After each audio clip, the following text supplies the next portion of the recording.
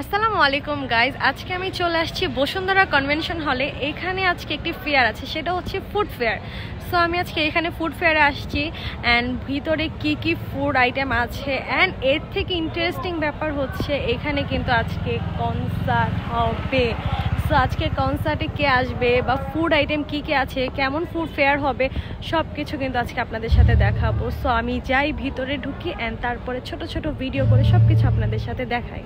Dhaka ফুডেস্ট fair 2024 এই food ফেয়ারটি Bashundhara convention হলে হচ্ছিল। আজকে আমি ফুড ফেয়ারে চলে আসছি অ্যান্ড ফুড ফেয়ারের পাশাপাশি কিন্তু কনসার্টও হবে।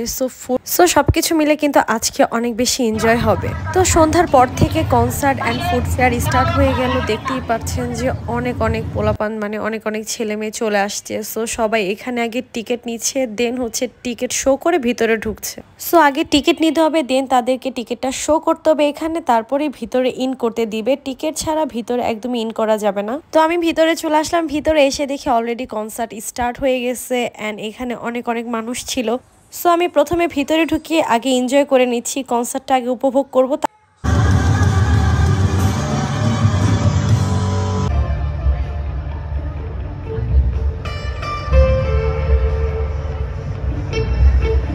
সবাই তো সবার মতো কনসার্ট এনজয় করছেন। আমি আপনাদেরকে দেখাবো এখানে আজকে কি ফুড ফেয়ার হবে, এখানে কি ফুড পাওয়া যাবে অ্যান্ড কোন ব্র্যান্ডের ফুড এখানে আসছে।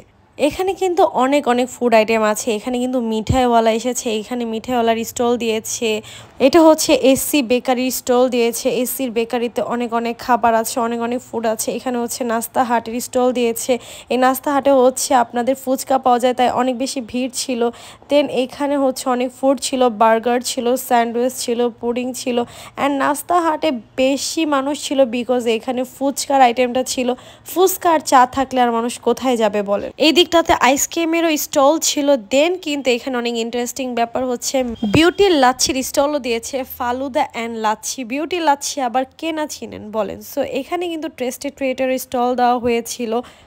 অনেক ফুড আইটেম স্টল দিয়েছিল, যেমন মিঠার স্টল দিয়েছিল। মিঠার স্টলে অনেক খাবার ছিল। টেস্টি ট্রিটের স্টল ছিল। টেস্টি ট্রিটের স্টলে অনেক মানুষ ছিল বিকজ টেস্টি ট্রিট তো অনেক ফেমাস। দেন হচ্ছে এখানে ওয়াফেল আপের স্টল ছিল, সবার খুব পছন্দের ওয়াফেল। অ্যান্ড আমি কিন্তু ফার্স্টেই শুরু করব ফুচকা দিয়ে বিকজ আমার ফুচকা খুব পছন্দ। আর এখানে ফুচকাটা দেখে আমার কেন অনেক লোভ লাগতেছিল। তো সো দেখেন এখানে এক প্লেট ফুচকা ছিল 100 টাকা করে। অ্যান্ড টক নেওয়ার সিস্টেমটা দেখেন একদম কল সিস্টেমের করেছে। আপনি যেই টক খাবেন উপরে লেখা আছে সেটা দিয়ে আপনি টেস্ট করতে পারেন। সো আমার ফার্স্টেই খাওয়া স্টার্ট হলো ফুচকা দিয়ে। আমি মেয়েদের পছন্দের খাবার।